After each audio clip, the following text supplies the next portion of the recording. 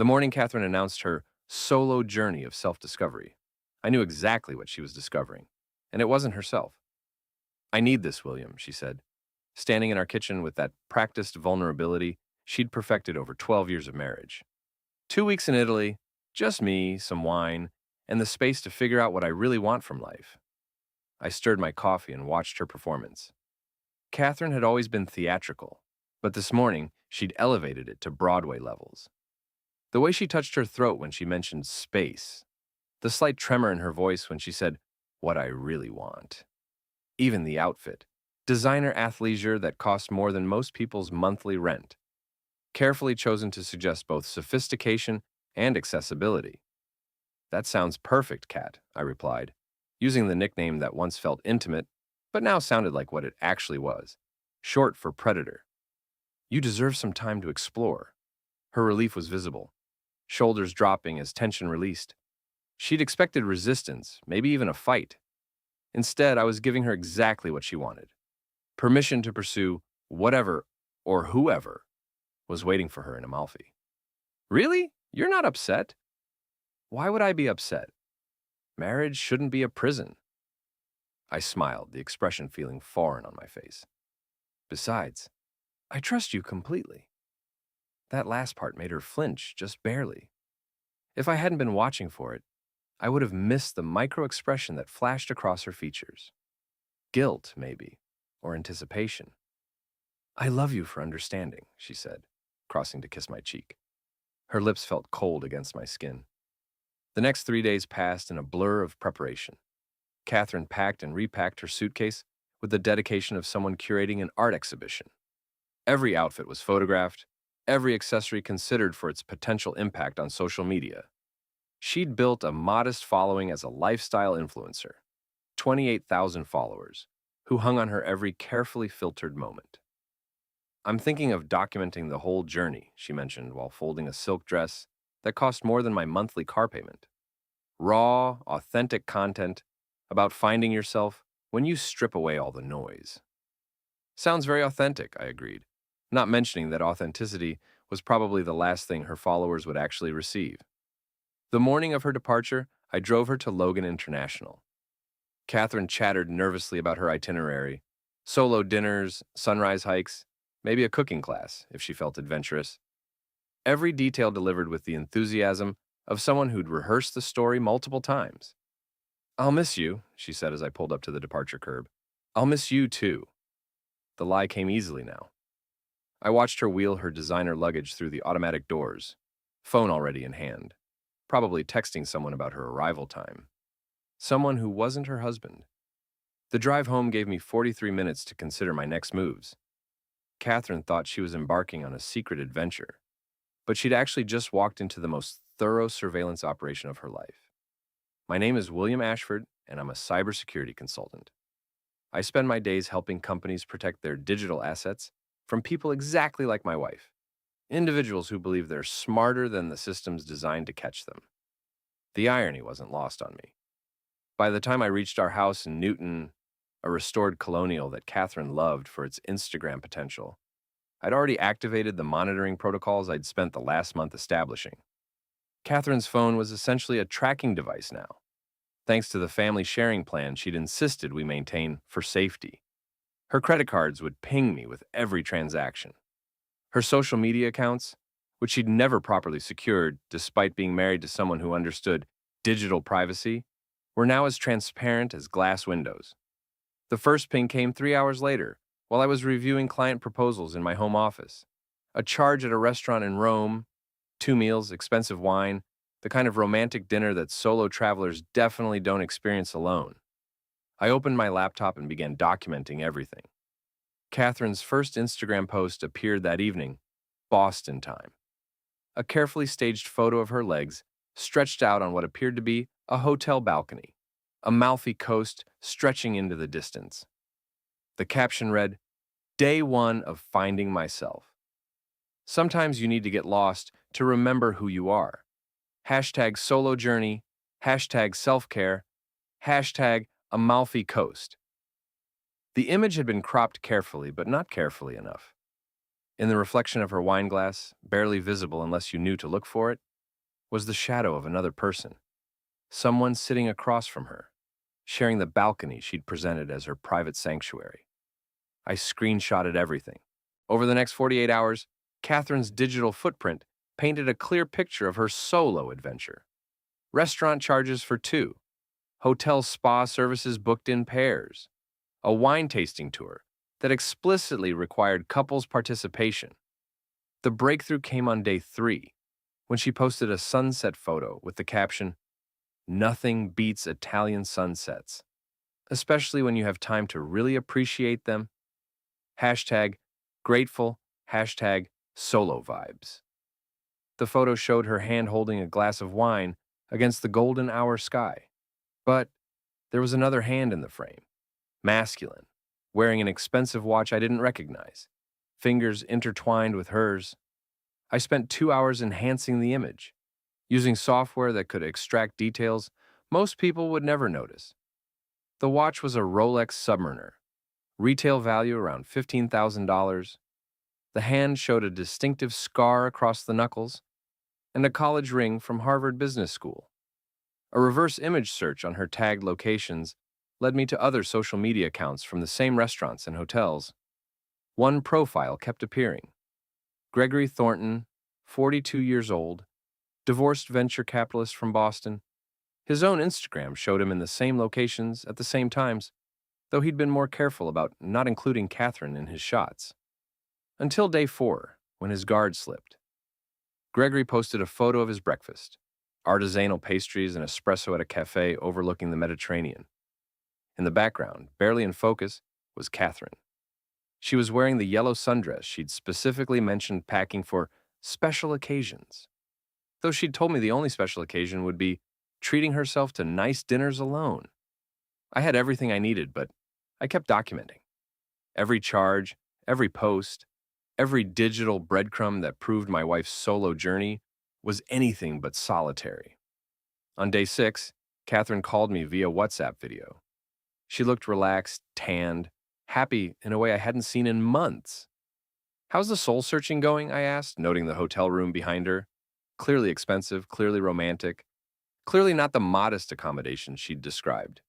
"It's exactly what I needed," she said. "I'm remembering who I am when I'm not defined by anyone else's expectations." "That's wonderful. Any interesting discoveries?" "Just that I'm stronger than I thought, more independent. It's amazing what you can accomplish when you're truly alone with your thoughts."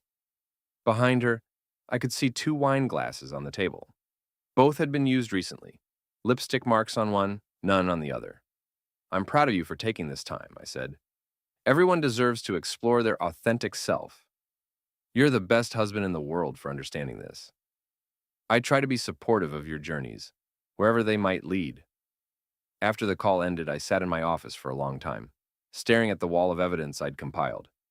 Printed photos, credit card statements, social media screenshots, location data, everything arranged with the methodical precision I use for cybersecurity audits. Catherine thought she was having a secret affair. What she was actually doing was creating a comprehensive documentary of her own betrayal, one digital footprint at a time. My phone buzzed with a text from my sister Rita. "How's the grieving widower act going?" Rita was the only person who knew what Catherine was really doing in Italy. She'd been suspicious of my wife for months, pointing out inconsistencies in stories, noting how Catherine's girls' nights had become more frequent and secretive.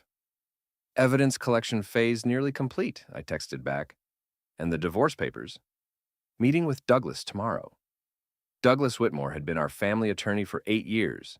He'd handled our house purchase, our wills, various business contracts.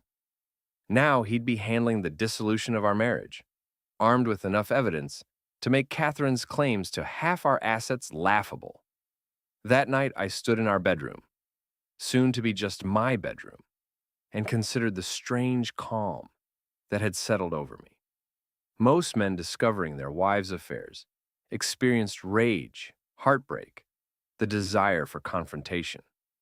Instead, I felt like a cybersecurity analyst who'd just uncovered a major breach. The emotional impact would come later. Right now, I had work to do. Catherine's solo journey had 5 more days to run. which gave me 5 more days to prepare for her return and for the performance she'd undoubtedly rehearsed. The confused wife, uncertain about her marriage, seeking reassurance from a husband who would supposedly beg her to stay.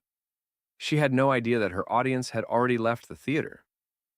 Douglas Whitmore's office occupied the top floor of a restored brownstone in Back Bay, the kind of address that suggested both discretion and competence.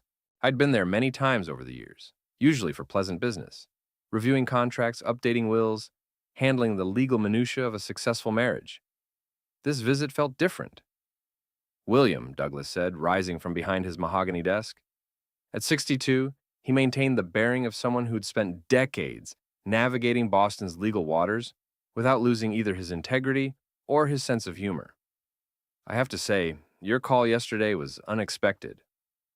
"Life has a way of surprising us," I replied, settling into the leather chair across from his desk. "I assume you've had time to review the materials I sent?" Douglas gestured to a thick folder beside his computer. "I've been practicing family law for 34 years, and I've rarely seen documentation this thorough.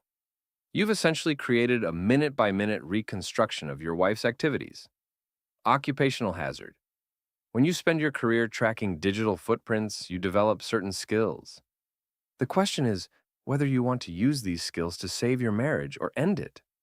I'd been dreading this conversation, not because I was uncertain about my decision, but because Douglas had known Catherine almost as long as I had. He'd watched us buy our first house, had dinner at our table, celebrated our anniversaries. In his mind, we were probably one of those couples who'd weather this storm and emerge stronger. "I want to end it," I said, cleanly, quickly, and with minimal financial exposure. Douglas opened the folder and began reviewing the contents. Credit card statements showing charges in Italy that contradicted Catherine's claimed itinerary. Social media posts that revealed the presence of a companion she'd never mentioned. Location data that proved she was never alone during her solo journey. "This is certainly compelling evidence of adultery," he said finally. "But Massachusetts is a no-fault divorce state. Proving infidelity doesn't necessarily impact property division or alimony. What about fraud? Explain." "She used our joint credit card to finance this affair. She lied about the purpose and nature of the trip. She's been using marital assets to pursue a relationship that directly undermines the marriage." Douglas leaned back in his chair, considering. "That's a more interesting argument. Financial deception in service of adultery could potentially be construed as dissipation of marital assets. How long would the process take? If she contests it, 12 to 18 months, potentially longer if she fights the financial aspects. And if she doesn't contest it? 6 months, assuming we can reach an agreement on property division." I smiled. "I don't think she'll be in a position to contest much of anything." Douglas raised an eyebrow, but didn't ask for clarification. He'd been practicing law long enough to recognize when a client had additional strategies in development. "I'll need you to draft the papers for service upon her return," I continued. "I also want to explore options for immediate financial protection. Freezing joint accounts, establishing temporary support arrangements, that sort of thing." "William, I have to ask, are you certain this is the path you want to pursue? Marriage counseling, mediation, even a trial separation might—" "Douglas," I interrupted gently, "she's not just having an affair. She's documenting it on social media while lying to my face about finding herself. This isn't a woman who's confused or conflicted. This is someone who's made deliberate choices and is now performing uncertainty to manipulate my response." He nodded slowly. "In that case, let's discuss strategy." We spent the next 2 hours reviewing options, timelines, and potential complications. Douglas would draft the divorce papers for service upon Catherine's return. We'd file for immediate temporary orders regarding financial accounts and property access. Most importantly, we'd prepare a comprehensive response to whatever narrative Catherine planned to present. "One more thing," I said as our meeting concluded. "I want to minimize the emotional theater. Whatever story she's prepared, whatever performance she's rehearsed, I want to deflate it before it begins. Meaning, I want her to understand that I've known about everything from the beginning, that her dramatic uncertainty is unnecessary, Because the decision has already been made. Douglas smiled grimly. That's either very wise or very dangerous. Probably both. I left his office with a sense of momentum that felt almost intoxicating. For the first time in months, I was taking action instead of simply enduring Catherine's increasingly obvious deceptions. My next stop was Rita's Bar. The Rusted Nail occupied a corner building in Southie that had been serving drinks to working-class Boston for 60 years. Rita had bought it 3 years ago when the previous owner retired, transforming it from a neighborhood dive into something that maintained its authenticity while attracting a more diverse clientele. I found her behind the bar, reviewing inventory sheets while the lunch crowd nursed beers and watched baseball on the mounted televisions. Well, she asked without looking up. Papers will be ready by Friday. Good. And the evidence? Overwhelming. Douglas said it was the most thorough documentation he'd seen in 34 years of practice. Rita finally looked at me, her expression mixing satisfaction with concern. You know she's going to lose her mind when she realizes you've been watching her every move. That's the point. William, I love you, but sometimes your analytical approach to everything makes me nervous. This isn't a cybersecurity breach you're patching. This is your marriage ending. My marriage ended the moment she boarded that plane with someone else's itinerary. Rita poured 2 cups of coffee from the pot she kept behind the bar. Tell me about this Gregory character. I pulled out my phone and showed her the profile I'd compiled. Gregory Thornton, 42, venture capitalist, divorced 2 years ago. His ex-wife got half his assets and a restraining order. Restraining order? Harassment, stalking, financial manipulation. Apparently, he doesn't handle rejection well. Sounds like a prize? How did Catherine meet him? Best guess, her yoga studio. He's been posting from there for months, always tagging the same instructor Catherine follows. Lila's place? I nodded. Lila Foster ran a boutique yoga studio in Cambridge that catered to affluent professionals seeking both physical fitness and social networking opportunities. Catherine had been attending classes there for 6 months, initially claiming she needed stress relief from her influencer work. Lila's been encouraging this whole thing, Rita continued. I ran into her last week at Whole Foods, and she was practically glowing about Catherine's journey of self-discovery. Said it was inspiring to watch a woman prioritize her authentic self. Her authentic self apparently requires expensive hotels and someone else's husband. Ex-husband. You said he was divorced. Divorced, but not available. He's been seeing a therapist named Dr. Sarah Martinez for the past year. According to his social media, they've been exploring connection and building something meaningful. Rita stared at me. You're telling me Catherine is having an affair with a man who's already in a relationship? It gets better.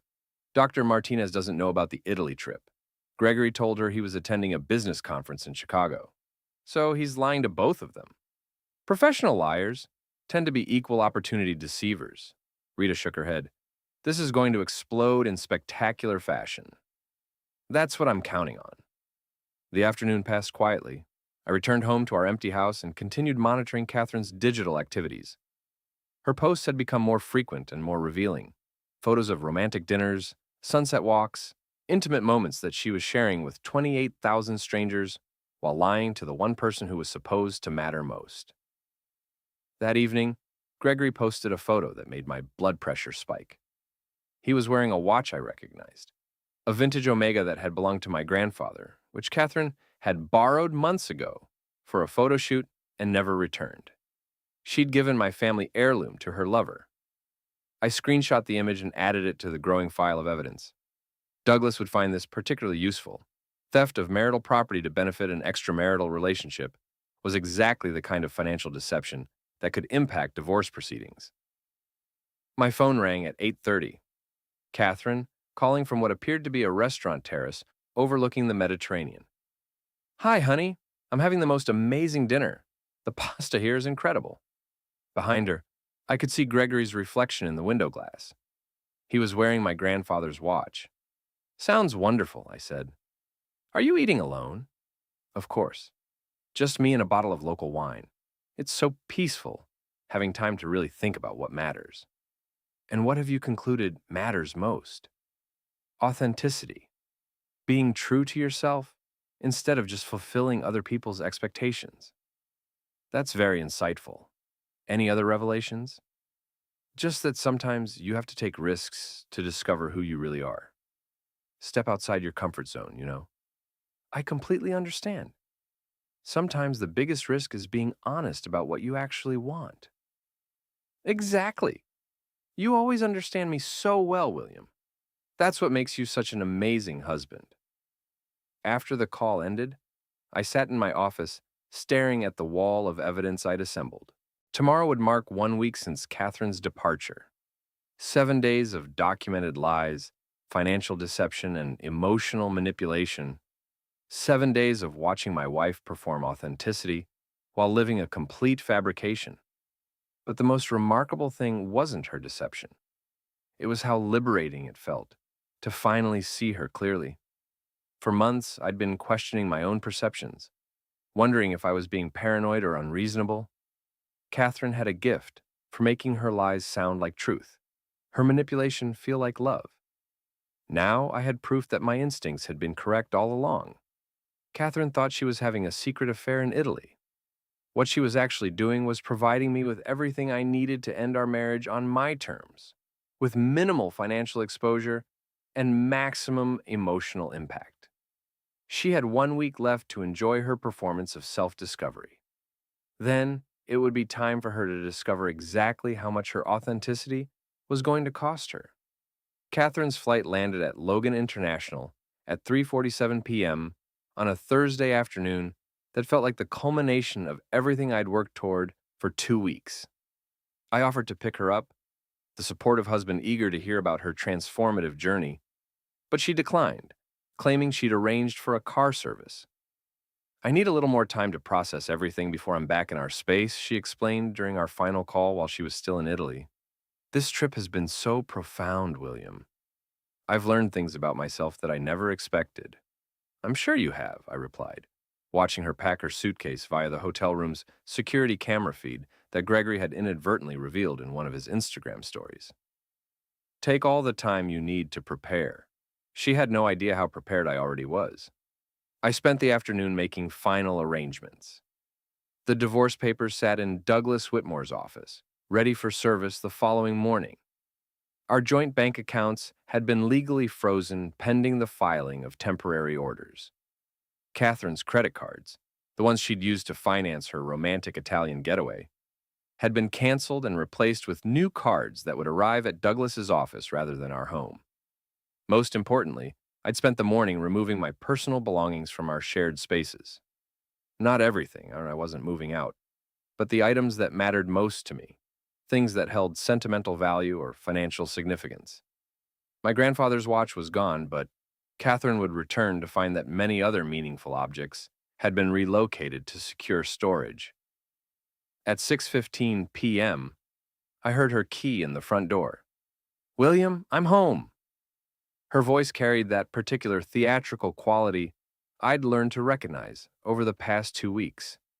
Bright, slightly vulnerable, designed to convey both exhaustion and enlightenment. She was preparing to deliver the performance she'd been rehearsing. The confused wife, uncertain about her future, seeking guidance from a husband who would supposedly beg her to stay. I remained in my office, finishing an email to a client. Let her come to me.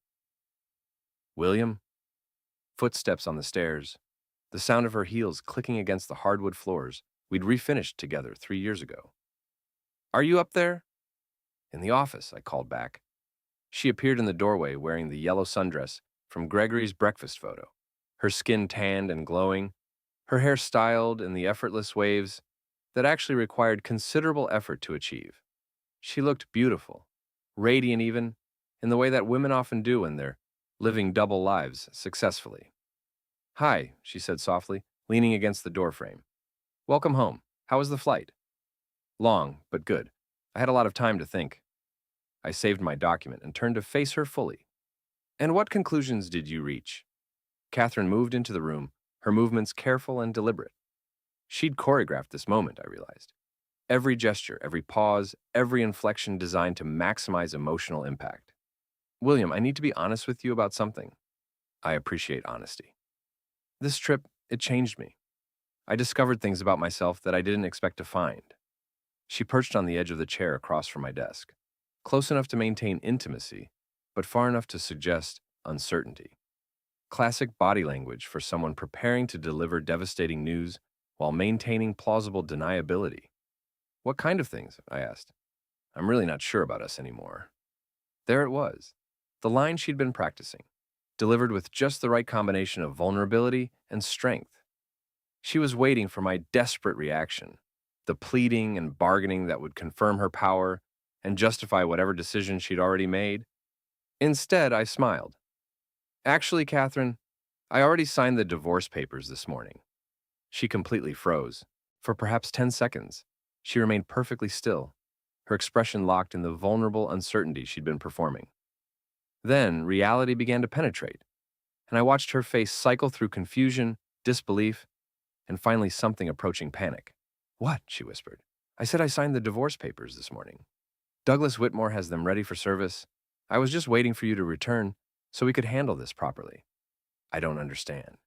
I think you understand perfectly. You went to Italy with Gregory Thornton. You've been having an affair for months, probably since you started attending Lila's yoga classes. You used our joint credit card to finance romantic dinners and couples activities while lying to me about finding yourself.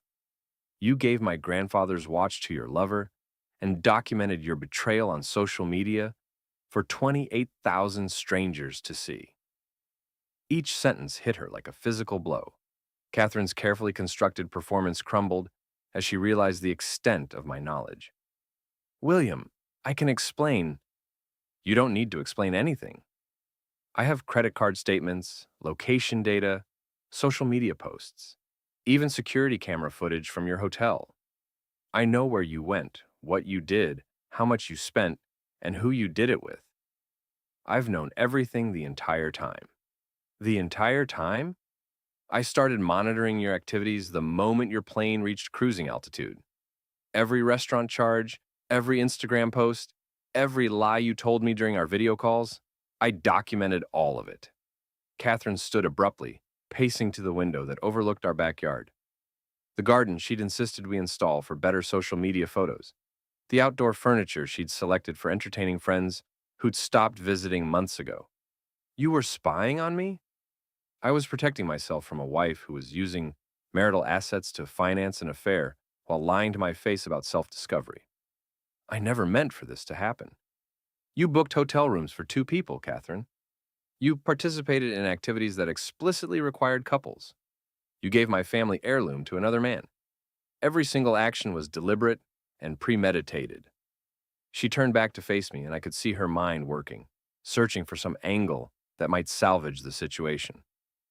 Catherine had always been skilled at manipulation, at finding ways to make her choices seem like unfortunate circumstances rather than deliberate decisions. William, please, we can work through this. Marriage counseling, therapy, whatever you need. What I need is a divorce, which fortunately I've already arranged. You can't be serious. I'm completely serious. The papers will be served tomorrow morning. Our joint accounts are frozen. Your credit cards have been canceled.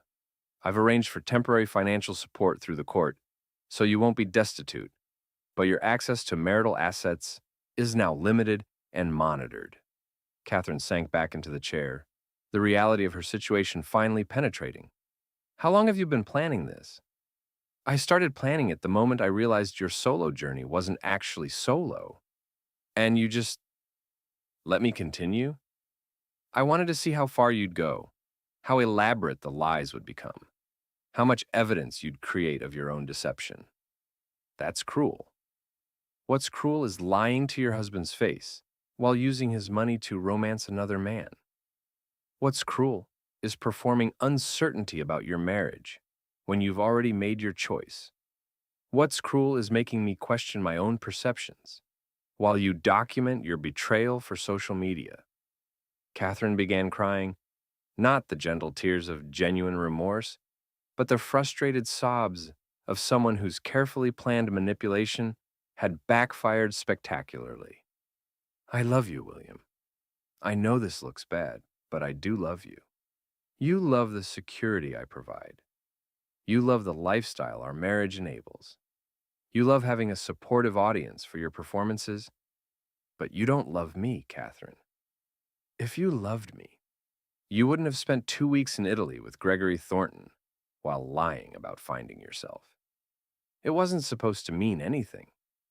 Then why document it so thoroughly? Why share romantic moments with 28,000 strangers? Why give him my grandfather's watch? She had no answer for that. I stood and walked to the filing cabinet where I'd stored copies of all the evidence I'd compiled. 2 weeks of documentation, organized chronologically and cross-referenced by type of deception. This is everything, I said, placing the folder on my desk.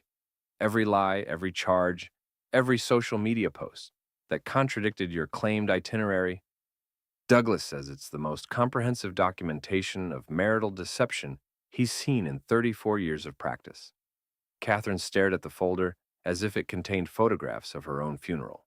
Now, what happens now? She asked quietly. Now you decide whether to contest the divorce or accept the settlement terms Douglas has prepared.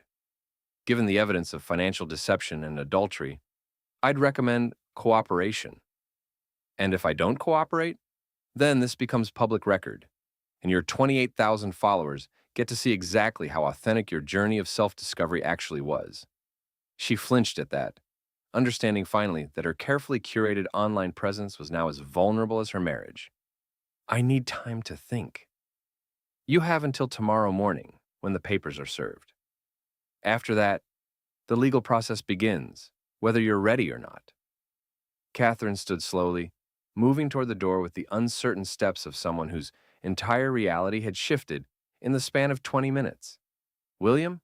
Yes. Did you ever love me? Really love me? I considered the question seriously, thinking about the woman I'd married 12 years ago, the person I'd thought I was building a life with. I loved who I thought you were, I said finally. But that person apparently never existed. She left my office without another word.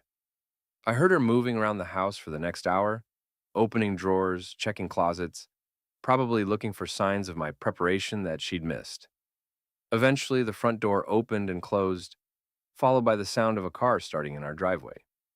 Catherine was gone, and for the first time in months, our house felt peaceful. I returned to my computer and opened the email I'd been drafting to my largest client, a financial services firm that needed their security protocols updated before.